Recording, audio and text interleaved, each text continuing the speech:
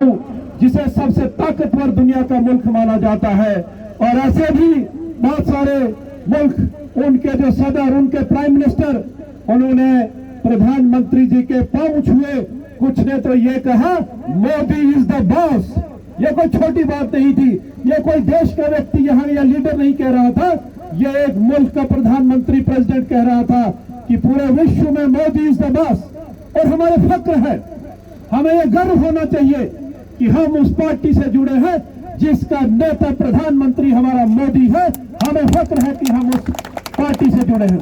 और ऐसी पार्टी जो दुनिया की सबसे बड़ी पॉलिटिकल पार्टी, एक वक्त पे हमारे 2 MP हुआ करते थे।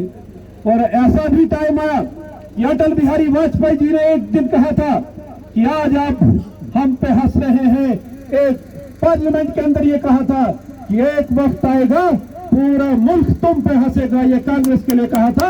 और हम जब 303 पे पहुंचे और उनको 44 पे लाके एक बस में उनको बिठा के पार्लियामेंट के लिए भेजा, ये तब मुमकिन हुआ जब भारतीय जनता पार्टी के कार्यकर्ता इकट्ठे होकर, एकजुट होकर, जात पात से ऊपर उठ के उन्होंने देश हित में काम किया। सोच रखी कि अगर देश को आगे बढ़ाना है तो प्रधानमंत्री मोदी को बनाना है।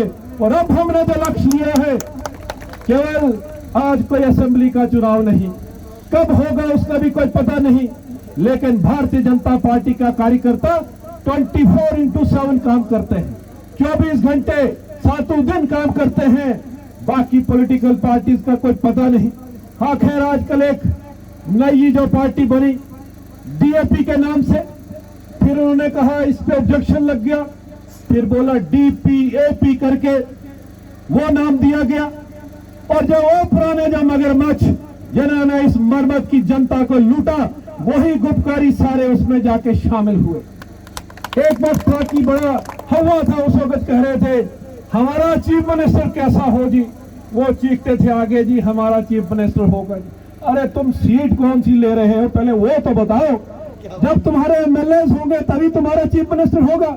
तो तुमने कौन से ख्वाब लेके रखे हैं कि कौन सी सीट तुम जीतने वाले हो? चीफ मिनिस्टर तो दूर की बात है। आपने सुना होगा जब राहुल गांधी ने यात्रा चलाई तो उनके एक बड़े वरिष्ठ नेता को पूछा गया, उनको जब कहा गया आप DAP के बारे में क्या बोलते हो, क्या उन्होंने जवाब दिया कि जितने भी लीडर हमारे कांग्रेस के गए थे उसमें 70 to 80% वापस आ गए हैं। नाउ पहले तो इन्होंने कहा कि नेशनल पार्टी बनेगी, फिर इन्होंने कहा कि अब तो स्टेट लेवल पे गुजारा करना पड़ेगा। उन्होंने कहा DAP जो अब पार्टी है इट्स डोडा आजाद पार्टी, उसके बगैर अब कुछ नहीं। और यह भी कहा कि by the passage of time, ध्यान रखेगा मैं क्या बोल रहा हूं, वो उनके जो शब्द हैं, वर्ड हैं, वो बोल रहा हूं।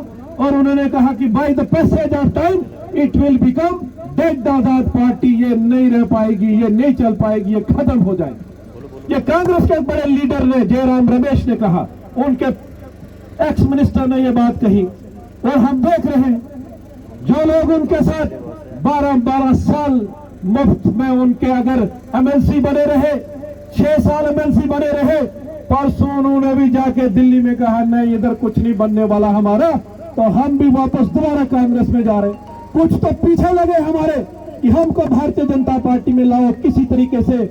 मैं अब नाम नहीं लेना चाहता हूं कि हम BJP में आने चाहते, बड़े दिग्गज नेता। हमने यहाँ कि तुम्हारे जैसे भ्रष्टाचारी करप्ट लोगों के लिए BJP में कोई जगह नहीं है, तुम वहीं रहो।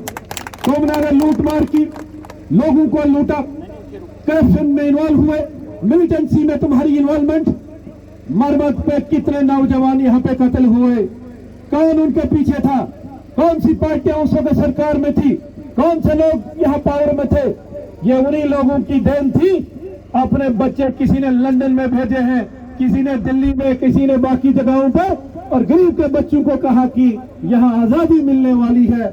और मैं अक्सर ये कहता था कि बड़े सारे मेरे दोस्त जिस एरिया में तब में होता था वो रेडियो सुनते थे शाम को। मैं कहा क्या सुन रहे हो? कहता BBC।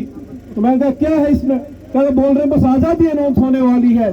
मैं तब ये 90s की बात में कर रहा था, नहीं मिलती आजादी, इधर कुछ नहीं मिलने वाला। ये हिंदुस्तान है, ये बड़ा मजबूत देश है।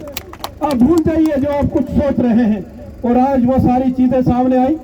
ये आजादी के चक्कर में धारा 370 भी खत्म हुई।